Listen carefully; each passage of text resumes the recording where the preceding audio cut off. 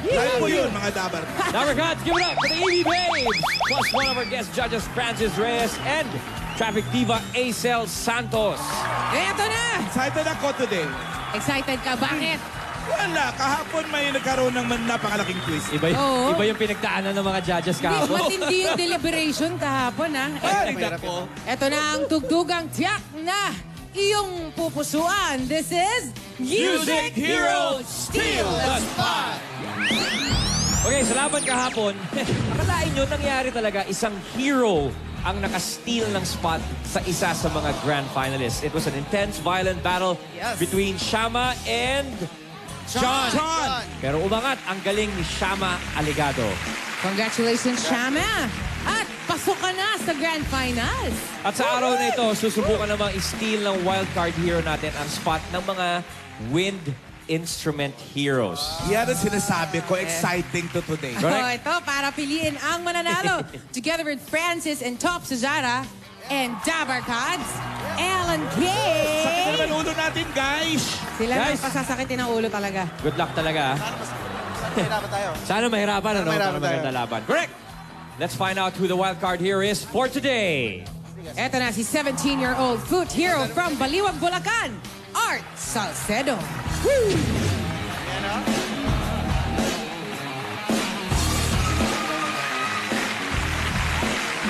Hello, Art. Art Salcedo from Bulacan. Parang tumangkad ba si Art? Parang Did you get taller over the holidays, Art? Parang ano? Parang nga eh. Oh, parang nagbinata bigla eh. Well, Art, yesterday, finally, one of the wildcard heroes naka-steal ng spot sa grand finalists. Sa tingin mo ba, ikaw may chance rin na maka-steal ng spot or sa palagay mo, mahihirapan ka? By God's grace naman po, lahat po nakatakda. Gagawin po i-best. Ganun po. Nakatakda yan. He'll do his best. Pinayagan ng Diyos. Okay. Eto na ang mga wind instrument heroes na iyong hahamunin.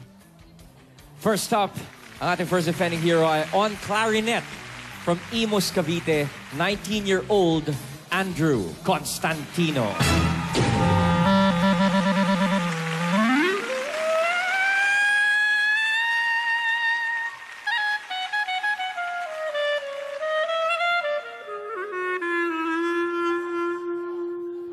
Yan. Kung kahapon, para tayong commercial ng electric fan. Ngayon, parang habulan sa cartoons. Daga, tsaka pusa. Eto, konting trivia kay Andrew. Just to help you make your decision better. Oh, ito. He's a music major in clarinet student. And he's a grand prize winner of the National Music Competition for Young Artists noong 2015. Ooh. Mabigat ha. At representative lang naman siya ng Pilipinas sa mga international music festivals. Nakaw! Bihasa sa laban tong si paring Andrew. Hindi kami uurong dyan, no? Hindi tayo uurong, di ba? Good luck, Andrew. Baka sakaling ikaw ang mapili. But here you go, buddy. Here's our second defending hero. Yes. On flute from Marilao, Bulacan, 14-year-old Brian Feliciano.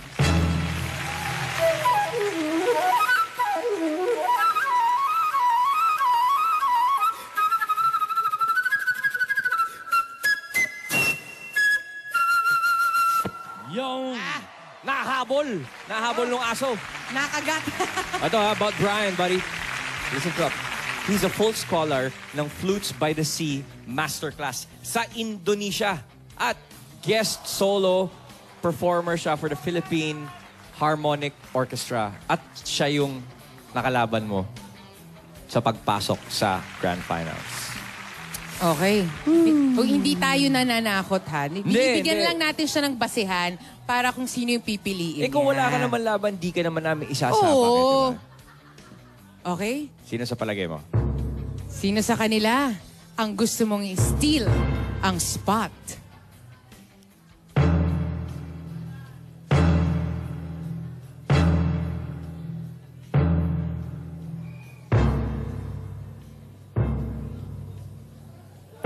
I challenge you, Andrew. Andrew! Art versus Andrew! Woo! Come on down, buddy.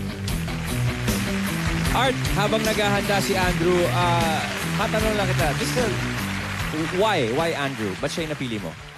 Gusto ko pong gamitin tong opportunity na to para makalaban yung magagaling po, di ba? Champion po siya ng NAMSIA. And si Brian po kasi nakalaban ko na. So, I use this opportunity. Nice, nice. Good, Galing, ano? Good thinking. Pare, maiwan ka muna sige. dito at Di mo na makipagkwentuhan tayo scare, sa iyong hinamon. Andrew, anong baon mo? Dahil hindi mo naman alam, di ba, na ikaw ang mapipili. Ano bang baon mo for today? Anong klaseng pag-iensayo ang ginawa mo? Well, may ginawa akong kakaibang timpla sa mga audience at sana ma-enjoy nila to. Kakaibang timpla. Alright. Mayroon ka bang gustong sabihin sa iyong mga kalaban, parang Andrew? Hindi ko na rin iniisip to na competition. This is all a good performance. I'll give the good performance for the audience and also for the judges. Kaya, Art, good luck sa atin. Hey, well said. Thank you very much, Ang buddy. ganda naman ng competition. Ano naman ang message mo para sa kanya? Bigay lang po namin yung best para sa and bibigay ko din po yung best ko. Bigay lang po yung best. Alright, good Okay. luck. Woohoo! Let's get it on, Hazel. Umpisa na natin ang mainit na bakbakan ng mga wind instrument heroes. First is our wild card hero. Give it up for Art Salcedo.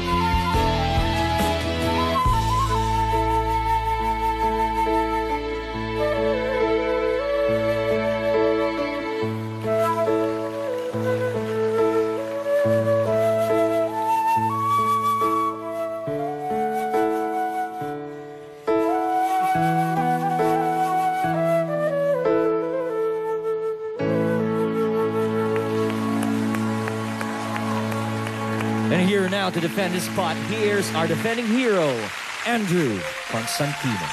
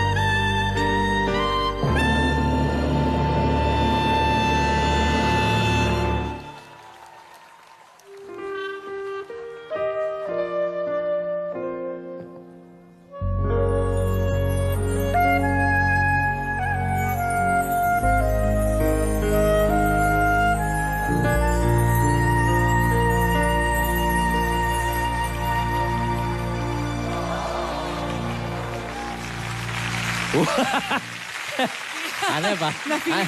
Napapiruwet ka doon, Brad. Thank you very much, Art and Andrew. May tanong ako sa mga musicians and performers, singers. Kapag compliment ba pag sinabing parang plaka?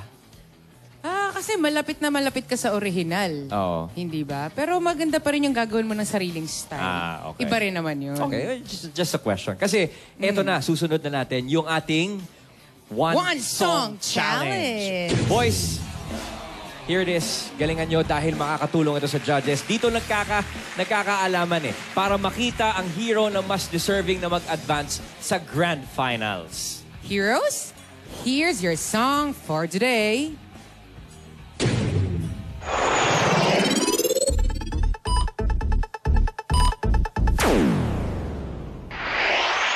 Uy!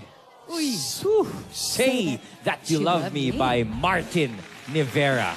Andrew, pwesto ka muna sa likod kasama ni Dabarkads Alden para di mo marinig ang performance ni Wildcard Hero Art. Dito muna si Andrew. Andrew, buka muna dyan.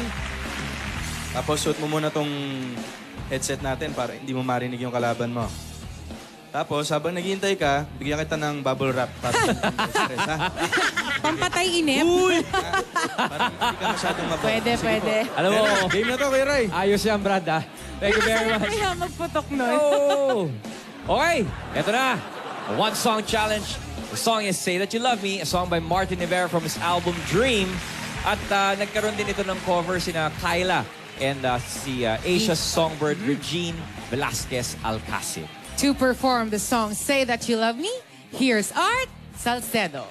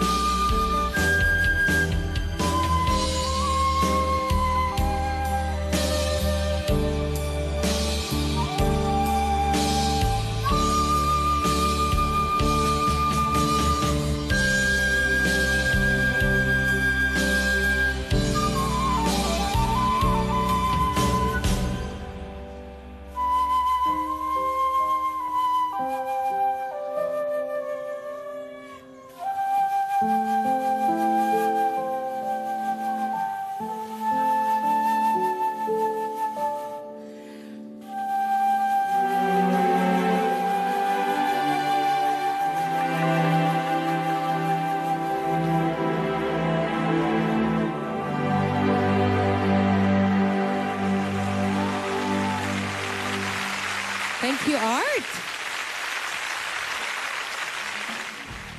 Pare, kamusta si Andrew dyan? Ito, Kuya Ray. Naputok lahat. Alin ang Sobrang pumutok? tense, naubos. Naubos. Akala ko matitiran ako eh. Sige, Andrew, barin mo na yan. Ready ka na ba? niluya niya. Wala ka talaga narinig, ha? Wala. Okay, very good. Sige, go ahead. Good luck. Okay. Now to give us his rendition of the song by Martin Rivera. Get ready, Dabarkads, for Andrew Constantino. Say That You Love Me.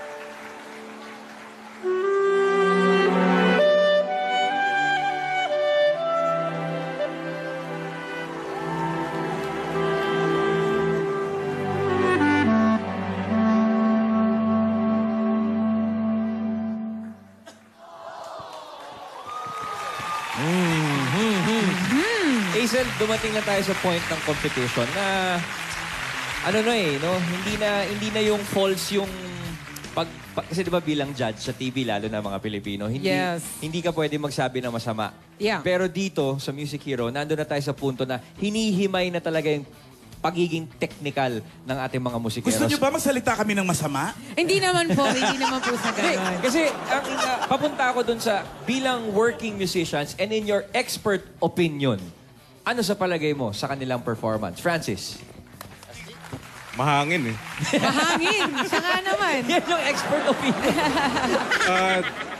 It's kind of hard to compare because, you know, slightly different instruments, magkaiba yung range nila. So, and obviously, master sila pareho of flute and clarinet eh. Right. So, I think yung it boils down to musicality and expression na lang eh. Kung paano nila pinakanta lalo yung kanta.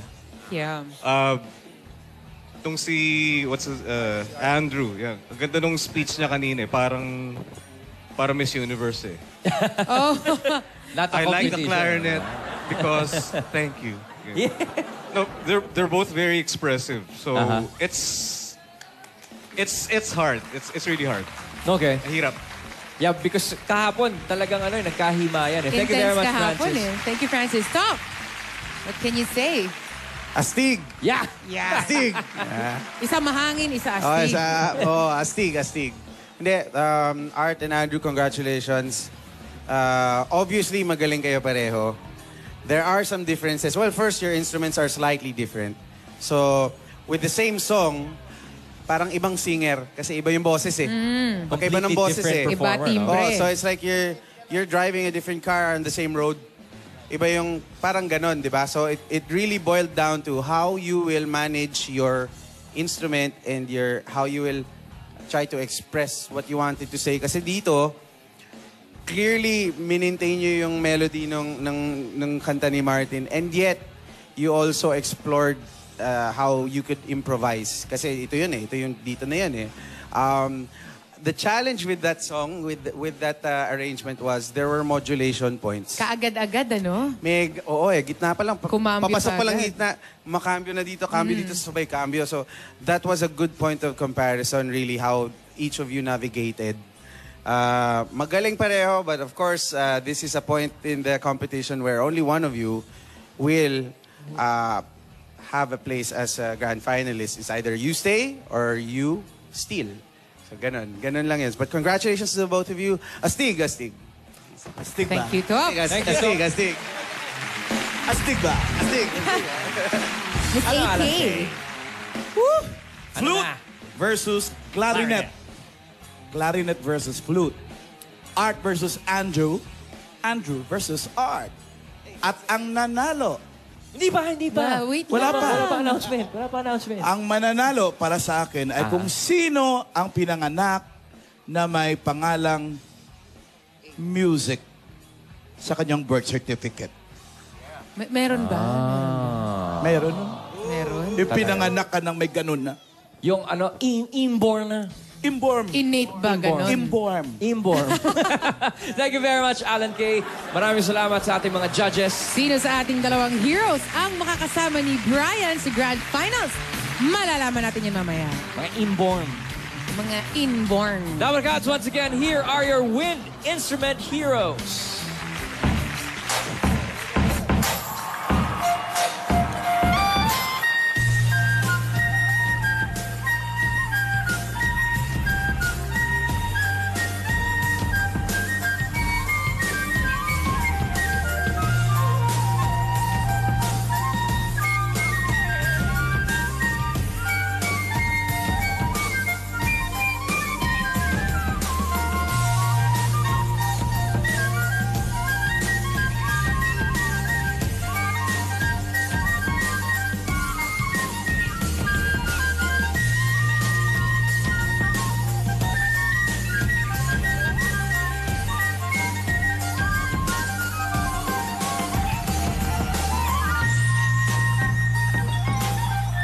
Music battle among heroes is getting tougher and tougher.